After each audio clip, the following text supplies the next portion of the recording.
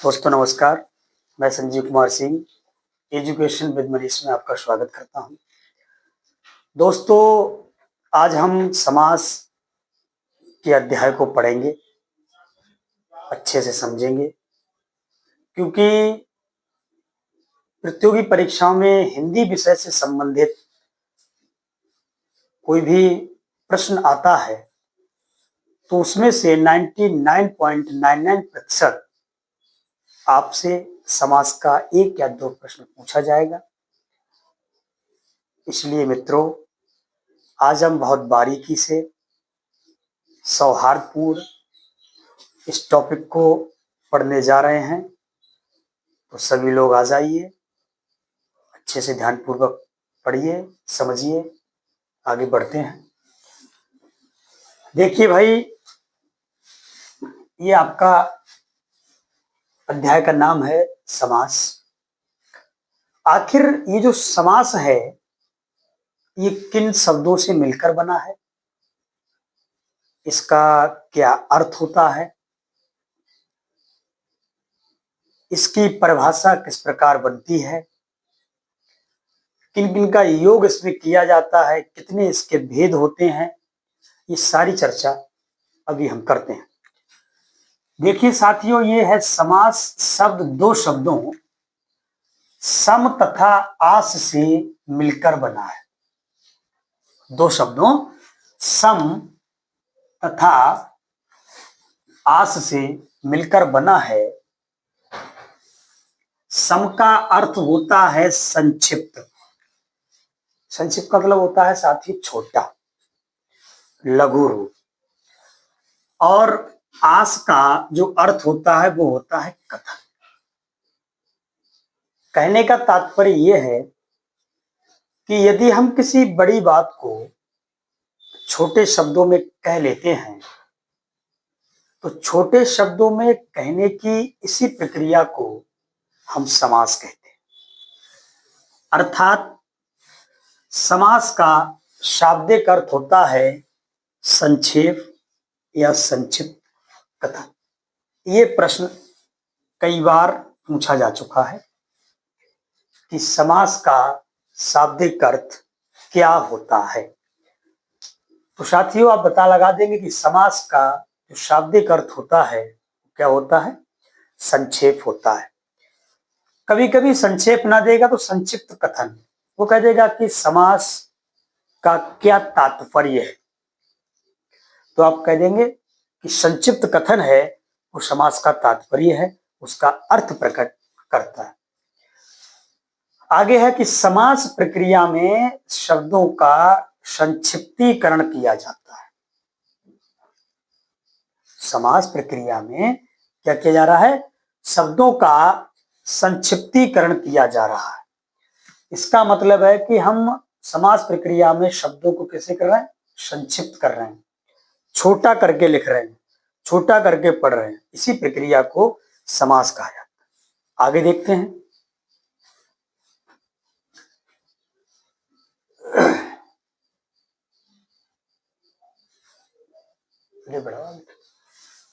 आगे देखिए, अब परिभाषा है, दो या दो से अधिक शब्दों के मेल से बनने वाला नया शब्द क्या कहलाता है, समास कहलाता है। कितने शब्द हो, दो हो या फिर दो से अधिक हो, उनको मेल करने के बाद एक छोटी प्रक्रिया, संक्षिप्तीकरण की प्रक्रिया या छोटा रूप हमको मिलेगा तो हम उसे क्या कह देंगे, समास कह देंगे। अब साथियों, जो समास है उस समास में हमको क्या क्या मिलेगा। देखिए, नंबर एक, इसमें लिखा हुआ है समस्त पद। क्या है ये, समस्त पद। ये क्या होता है, देखिए, जिस भी शब्द में समास का नियम लगेगा, जिस भी शब्द में समास का नियम लगेगा उसी में समस्त पद होगा। लिखिए परिभाषा कि समास के नियमों से बनने वाले पद को समस्त पद। अच्छा, इसका साथियों एक और नाम है समस्त पद या सामासिक पद। समास शब्द में एक प्रत्यय जोड़ दिया जाए। बहुत पूछा जाता है साथियों, जैसे आपसे पूछ लेगा कि समाज शब्द में एक प्रत्यय जोड़ दो, तो क्या बन जाएगा? बन जाता है भैया सामाजिक। क्या बन जाता है? सामाजिक बन जाता है। इसी प्रकार से ऐसी समास में जोड़ दिया एक प्रत्यय तो सामासिक हो गया। हमने कहा एक प्रत्यय, ये प्रत्यय है क्यों कहा? एक सिलेबस में आपके अध्याय है, आगे पढ़ेंगे समास में, हिंदी में उपसर्ग और प्रत्यय। तो वे शब्दांश जो किसी शब्द के अंत में जुड़कर उसके अर्थ में परिवर्तन कर दें, विशेषता प्रकट कर दें, उन्हीं को हम प्रत्यय कहते हैं। बाकी चर्चा अध्याय के अनुसार होगी। तो समस्त पद या सामासिक पद कहते हैं। अब ये होते क्या है? जैसे हमने लिखा राजपुत्र, क्या लिखा? राजपुत्र। अब आपसे कहें कि ये क्या है, इसका नाम क्या है? तो इसका ही नाम है समस्त पद या सामासिक पद, क्योंकि इसमें समास का नियम लगेगा। क्या लगेगा? हम इसका अगर विग्रह कर दें तो हो जाएगा राजा का पुत्र। क्या हो जाएगा? राजा का पुत्र हो गया। तो इसको तो हम कहेंगे समस्त पद या सामासिक पद, और ये जो हमने इसका खंडन किया, इसको विखंडन किया, विग्रह किया, तो ये हो गया राजा का पुत्र। अब देखिए दो थे शब्द, यहां जाके तीन हो गए। इन तीन को हमने जोड़ा, इनका संक्षिप्त रूप निकाला, इनका छोटा रूप निकाला, और क्या लिख दिया? हमने लिख दिया राजपुत्र। इसका संक्षिप्त रूप, इसीलिए समास प्रक्रिया में कहा गया कि शब्दों का संक्षिप्तीकरण किया जाता है। आगे देखिए साथियों, अगला पड़ा हुआ है ये समास विग्रह। विग्रह का मतलब होता है अलग अलग करना। क्या होता है विग्रह का मतलब? विग्रह का मतलब होता है अलग अलग करना। अब अलग हमको करना किसको? देखिए समस्त पदों को किसको करना है? इसलिए मैंने समस्त पद को अलग किया है। तो समस्त पदों को अलग अलग किए जाने की प्रक्रिया समास विग्रह कहलाती है। क्या कहलाती है? समास विग्रह कहलाती है। पीसीएस के एग्जाम में और यूपीटेट के एग्जाम में ये पूछा गया था कि समास विग्रह को अन्य किस नाम से जाना जाता है? तो साथियों समास विग्रह को व्यास भी कहा जाता है। अर्थात समास का जो दूसरा शब्द है,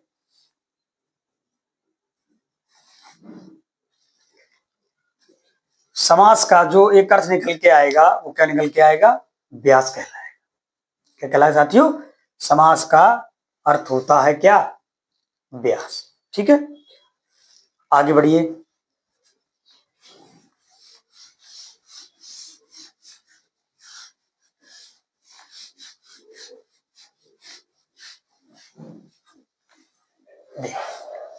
अब समास में कितने पद होते हैं? तो देखो साथियों, समास रचना में प्रायः दो पद होते हैं, मतलब मुख्य रूप से दो पद होते हैं। पहले वाले पद को पूर्व पद और बाद वाले पद को उत्तर पद कहते हैं। उदाहरण में है देखो राजपुत्र, तो ये राज जो शब्द है ये पूर्व पद है, और जो पुत्र शब्द है वो उत्तर पद है। इसका विग्रह किया राजा का पुत्र। तो देखो राजा, राज का अर्थ जो है वो राजा से है, और पुत्र का अर्थ यहाँ पे निकाला पुत्र से है। हमको एक नई चीज मिली जो है का। क्या मिला साथियों? का मिला। ये का क्या है? ये का जो है वो है कारक चिन्ह। क्या है? कारक चिन्ह है। अब कारक चिन्ह भी हमारे सिलेबस में है। कितने होते हैं? तो कारक चिन्ह 8 होते हैं, क्योंकि कारक 8 होते हैं इसीलिए कारक चिन्ह भी 8 होंगे। आप सबको पता होगा, बचपन से आप पढ़ते आए हैं। कर्ता ने कर्म को कर्ण से संप्रदान के लिए को कोमा के लिए, अपादान से अलग होने का भाव, संबंध का की के, अधिकरण में कोमा पर, और संबोधन हे, भो या अरे। इसको आगे और पढ़ेंगे। तो समास प्रक्रिया में कारक चिन्हों का भी प्रयोग किया जाता है। हिंदी व्याकरण में समास के प्रमुख 6 भेद हैं। हिंदी व्याकरण में जो समास के भेद हैं वो कितने हैं? 6 भेद। अब बहुत सरल तरीके से, अब कुछ लोग क्रम भूल जाते हैं कि मैंने पहले क्या बोला, बाद में क्या बोला। तो मैं आपको एक अच्छी सी ट्रिक दे रहा हूं। सिर्फ 6 वर्ण है उसमें, उन्हें याद कर लीजिए और आप समास याद कर लें। ये लिखा हुआ है अब तक दादी, अब तक दादी। आ से अव्ययी भाव, वा से बहुव्रीहि समास, ता से तत्पुरुष समास, का से कर्मधारय समास, दा से द्वंद्व समास और दी से द्विगु समास। जब आपको ये ट्रिक याद होगी तो आपको ये चिंता नहीं होगी कि मैंने कौन सा वर्ण बोल दिया और कौन सा समास बोला या नहीं बोला। आपको पता है, मूल्य रखो। अब तक दादी, अभिभाव, बहुव्रीहि, तत्पुरुष, कर्मधारय, द्वंद्व व द्विगु। ये है समास के 6 भेद। आगे बढ़ते हैं। अब ये पहचानते हैं कि किस पद में जो समास है, किस समास में किस पद की प्रधानता होती है। ये प्रश्न बहुत इंपॉर्टेंट है। यहां से परिभाषा के रूप में एक प्रश्न पूछ लेता है परीक्षा में, आपसे कह देगा उस समास का नाम बताइए या उस उनमें से कौन सा समास है जिसका पूर्व पद प्रधान है, अथवा कह देगा कि पूर्व पद प्रधान या उत्तर पद प्रधान वाला निम्नलिखित में से कौन सा समास है। तो देखिए, एक तरफ हमने लिखा है पद प्रधानता और एक तरफ लिखा है क्या? समास। तो पहला है पूर्व पद प्रधान।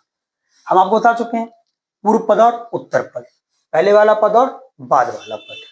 तो पूर्व पद प्रधान किसका होता है? अव्ययी भाव समास का। उत्तर पद प्रधान किसका होता है? उत्तर पद होता है तत्पुरुष समास का, कर्मधारय समास का और द्विगु समास का। अच्छा, इसके 3 के उत्तर प्रधान क्यों है? बहुत से भाइयों को नहीं पता होता है, कुछ लोग पढ़ाने वाले भी नहीं बताते हैं, क्योंकि ये प्रक्रिया संस्कृत से ली गई। संस्कृत से क्या ली गई है? संस्कृत के वैयाकरण हैं, उन्होंने तत्पुरुष समास का भेद माना है कर्मधारय, और कर्मधारय का उपभेद माना है किसको? द्विगु समास। इसीलिए जब इसके एक ही परिवार से निकले हुए सदस्य हैं ये, इसीलिए तत्पुरुष समास का तो उत्तर पद प्रधान है ही, इसी के साथ कर्मधारय का भी उत्तर प्रधान होता है और द्विगु समास का भी उत्तर पद प्रधान होता है। अब आगे तीसरा है दोनों पद प्रधान। किसके होते हैं? द्वंद्व समास। दोनों पद प्रधान। अब यहां देखो, ध्यान देखना, अप्रधान लिखा हुआ है, मतलब यहां पर ना पूर्व पद प्रधान है ना उत्तर पद प्रधान। इसका मतलब दोनों पद मिलकर किसी तीसरे पद की ओर संकेत करेंगे तो वही पद प्रधान होगा। तो दोनों पद अप्रधान होंगे किसके? बहुव्रीहि समास के। अब इनका एक एक करके हम वर्गीकरण करते चलते हैं। पहला नंबर, पहला समास अव्ययी भाव समास। अभी हम चर्चा कर चुके हैं कि इस समास का पूर्व पद प्रधान तथा अव्यय होता है। अव्यय भी हमारे विषय का एक अध्याय है। ये क्या होते हैं थोड़ा समझ लीजिएगा। ये लिखा है अव्यय, इसको हम अलग अलग करेंगे तो आ और व्यय। छोटा आ जो होता है ये नकारात्मक अर्थ प्रकट करता है, और व्यय का मतलब होता है खर्च करना, कि जिनको खर्च ना किया जा सके वो व्यय। अब हिंदी भाषा में क्या कहते हैं कि जिन शब्दों में हम परिवर्तन ना कर सके, वे शब्द जिनमें हम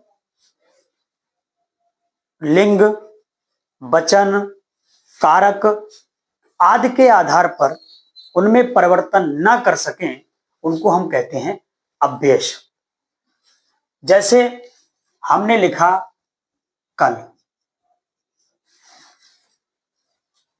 तो कल का स्त्रीलिंग नहीं होगा, इसका अर्थ नहीं बदल सकता, इसको हम परिवर्तित नहीं कर सकते। हमने लिखा तथा,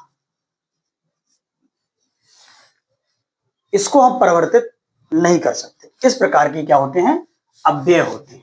चलिए आगे लिखिए, क्या लिखा हुआ है देखिए, इस समास के पूर्व पदों में बड़ा आ, देखो यहां छोटे आ की बात हुई थी अभी, वहां क्या लिखा है, आ दीर्घ है। अनु, प्रति, हर, भर, यथा, उप, बे, निर आदि शब्दों का प्रयोग किया जाता।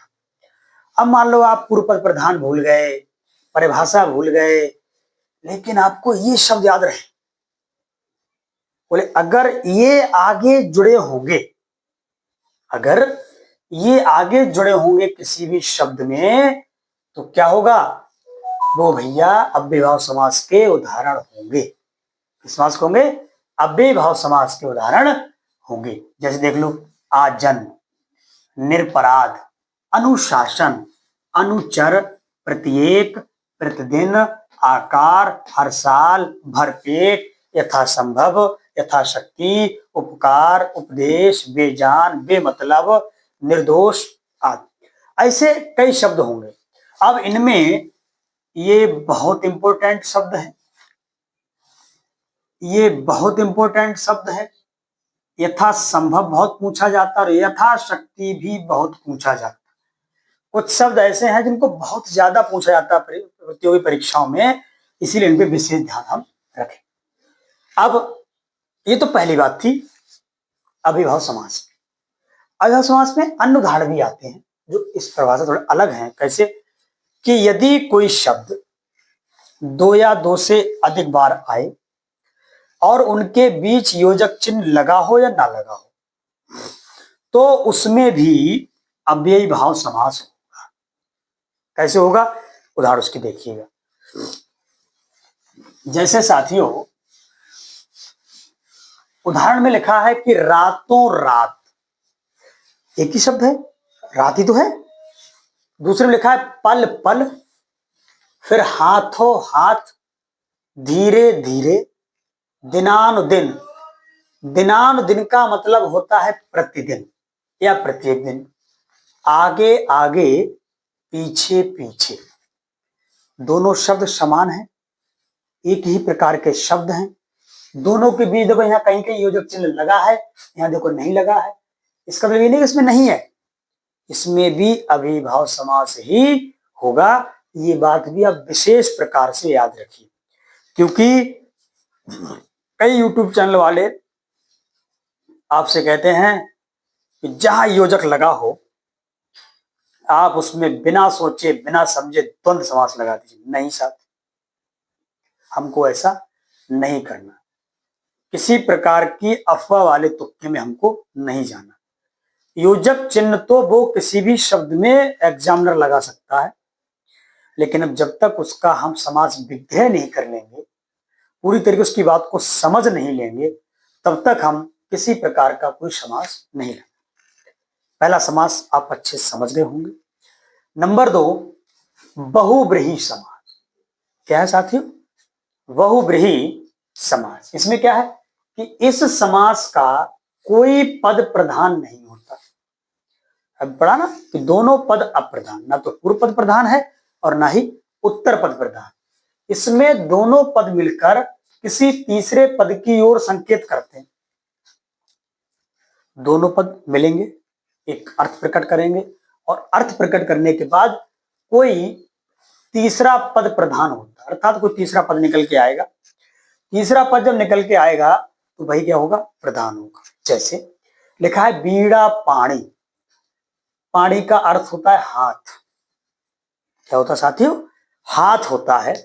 तो वीणा है हाथ में जिसके, अर्थात मां सरस्वती। तो जो साथियों मां सरस्वती निकल के आया, ये इसका दोनों पदों की विग्रह करने के बाद तीसरा पद निकल के आया। अब देखो ये लिखा है बीड़ा है हाथ में जिसके, ये सब क्या है, ये समास विग्रह है। अर्थात लगाने का तीसरा पद निकाला है, ये है बहुब्रीहि समास की प्रक्रिया। अगले उदाहरण देखते हैं। जैसे लिखा है एक दंत, अब यहां आ गया एक, संख्या आ गई, चतुर संख्या आ गई, चौ संख्या आ गई, 10 देखो संख्या आ गई। अब यहां पर भी एक डाउट आपका रहता है, मैं इस प्रकार के आपको एग्जाम्पल क्लास दूंगा अलग से, कि हमारे समास में एक द्विगु समास होता है जिसका, अब तीसरा समास है जिसका नाम है तत्पुरुष समास। इसकी परिभाषा क्या होती है साथियों, कि इस समास का उत्तर पद प्रधान होता है तथा विग्रह करने पर दोनों पदों के बीच कारक चिन्ह का प्रयोग किया जाता है। आगे की हिंदी व्याकरण में कारकों के 8 भेद माने गए हैं, लेकिन एक हिंदी के वैयाकरण हैं जिनका नाम है किशोरी दास वाजपेयी, इन्होंने कारकों के 6 भेद माने हैं। नोटिस पॉइंट क्या है कि समास प्रक्रिया में कर्ता कारक तथा संबोधन कारक का प्रयोग नहीं किया जाता है, इसलिए तत्पुरुष समास के 6 भेद माने जाते हैं। वो 6 भेद कौन कौन से माने जाते हैं अगली स्लाइड पे आप देखिए। देखिए साथियों, यह है कारक, कर्ता, कर्म, कारण, संप्रदान, अपादान, संबंध, अधिकरण और संबोधन। चिन्ह है इनका, कर्ता ने कर्म को, कारण से कौमा के द्वारा, संप्रदान को कौमा के लिए, अपादान से अलग होने का भाव, संबंध का के, अधिकरण में कौमा पर, संबोधन हे कौमा अरे। 8 कारक होते हैं, लेकिन समास प्रक्रिया में पहले वाले कारक का और लास्ट वाले जो कारक है इसका प्रयोग नहीं किया जाता है, इसीलिए हिंदी की व्याकरणों ने तत्पुरुष समास के कितने भेद माने हैं साथियों, 6 भेद माने हैं, कर्म से लेकर के अधिकरण तक।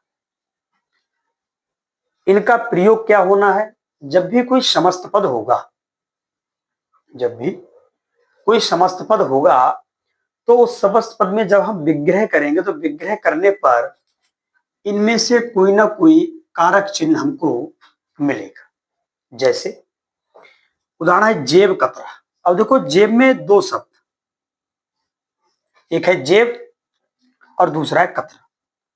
तो जेब को काटने वाला, हमने बताया था आपको कि समास रचना में प्रायः 2 पद होते हैं, पहले वाले पद को पूर्व पद और बाद वाले पद को उत्तर पद कहते हैं।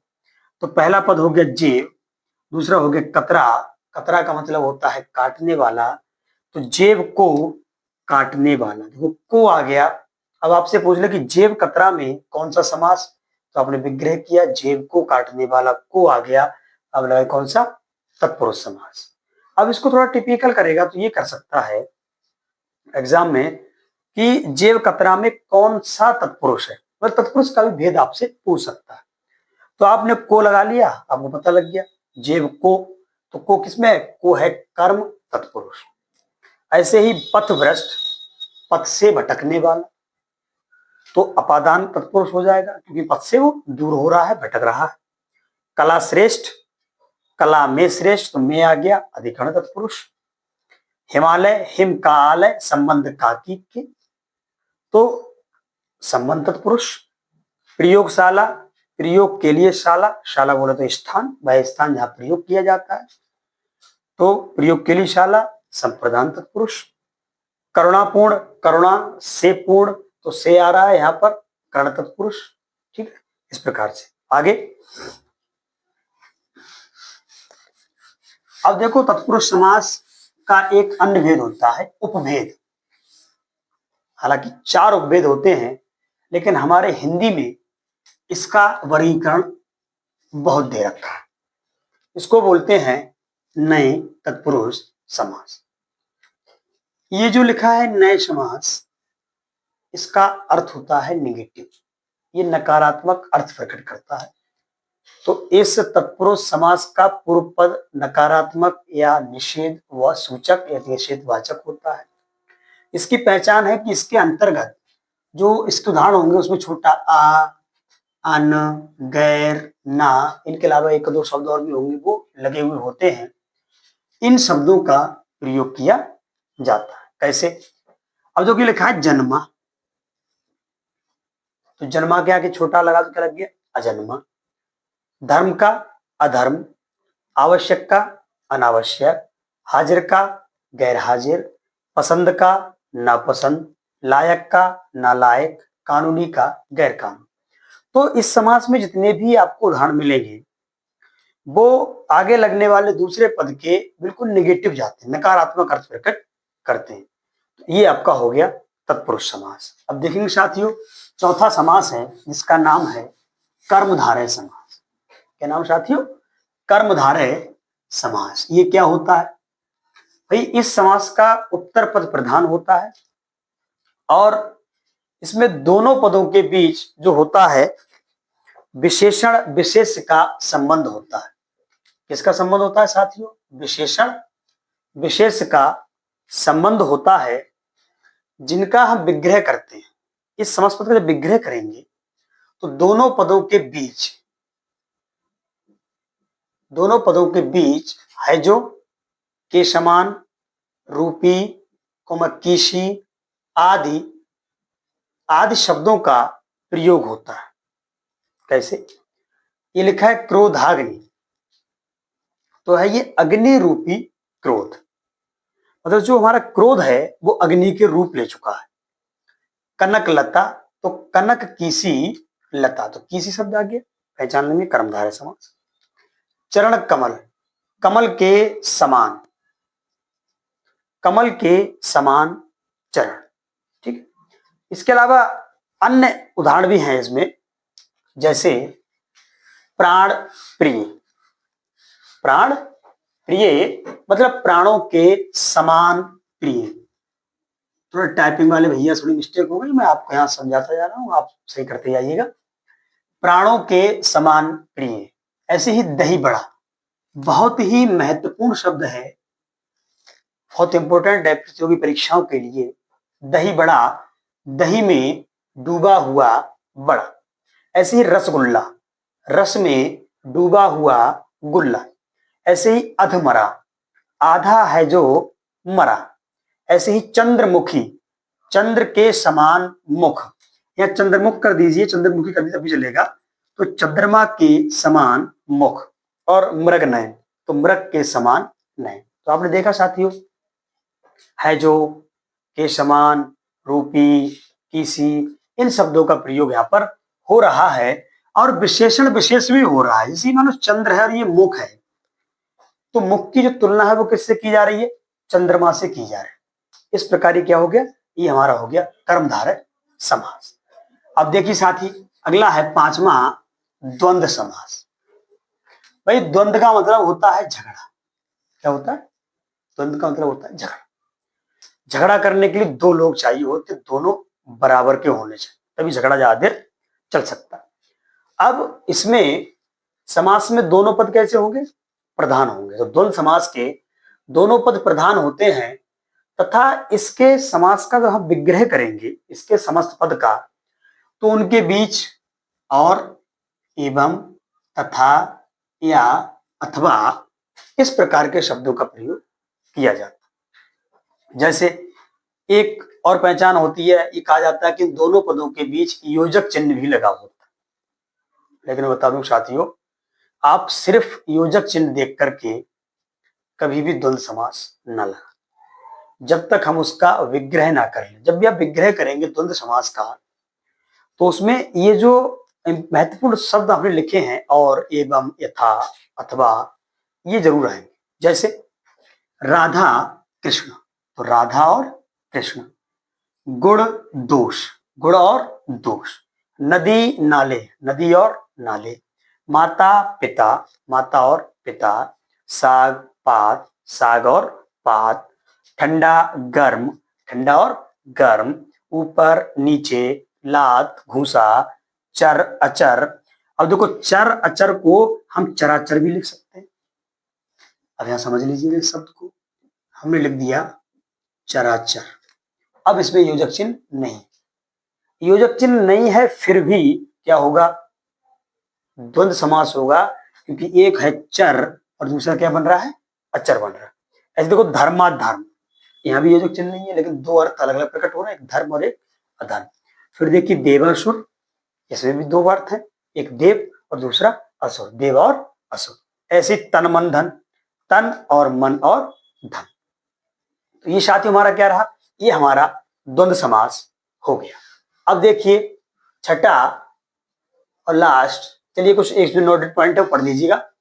यदि दो शब्दों के बीच योजक चिन्ह लगा हो या ना लगा हो तो यह आवश्यक नहीं है कि उसमें द्वंद्व समास होगा या नहीं होगा, जब तक हम उस समस्त पद का सही समास विग्रह न करें। हमने कहा साथियों को आपको ध्यान रखना है, योजक चिन्ह लगा देख करके हमको द्वंद्व समास नहीं लगाना, क्योंकि जब मैं आपको प्रैक्टिस सेट कराऊंगा, इसके प्रश्न कराऊंगा, तो मैं आपको वहां पर कंफ्यूज करूंगा, कहीं योजक चिन्ह लगा दूंगा, कहीं कुछ और लगा दूंगा, जिससे आपको लगे समास है, लेकिन ऐसा नहीं होता है और परीक्षा में ऐसा पूछा भी जाता है। छठा है द्विगु समास।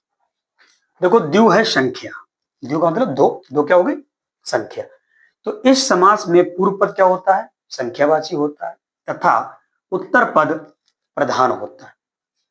पूर्व पद संख्यावाची, उत्तर पद प्रधान। इस समास का विग्रह करने पर समूह का रूप प्राप्त होता है। कहीं की समूह कह देते हैं, कहीं की समाहार भी कह देते हैं। ठीक है, तो समूह देखेंगे जैसे चौराहा, चार राहों का समूह, नवरात्रि, नवरात्रियों का समूह। और आगे उदाहरण देखिए, नवरत्न, नवरत्नों का समूह। पंजाब है ना, पंचधन आब, पंचधन आब बनता है तो पंच मतलब पांच, आब का मतलब नदियां, पांच नदियों का समूह। तिरंगा, तीन रंगों का समूह। त्रिभुज, तीन भुजाओं का समूह। सप्ताह, सात दिनों का समूह। दोपहर, दो पहरों का समूह। अठन्नी, आठ आनों का समूह। शताब्दी, 100 सालों का समूह। सतसई, 700 रचनाओं का समूह। क्या सतसई रचना किसकी है, 700 रचना किसकी, अब याद रखिएगा ये रचना पूछ ली जाती है। एक हमारे हिंदी के कवि हैं बिहारी जी, बिहारी लाल कहते हैं जिन्हें। 700 रचनाओं का समूह। अष्टाध्यायी, 8 अध्यायों का समूह। अष्टाध्यायी ग्रंथ पाणिनि ने लिखा था। पंचवटी, 5 वटों का समूह। तो देखिए साथियों, ये हमारे समास थे जिनको हमने पढ़ा, जिनको हमने समझा। हमने अच्छे से एक एक उदाहरण देके आपको समझाने का प्रयास किया। आप देखते रहिए, पढ़ते रहिए और हमारे चैनल को लाइक और सब्सक्राइब करना ना भूलें। अधिक से अधिक साथियों को शेयर करें, जिससे आपको सही अध्ययन करने का आपको मौका प्राप्त हो। बाकी हम प्रश्न के साथ फिर आपसे मिलेंगे अगली वीडियो में। जय हिंद, जय हिंद।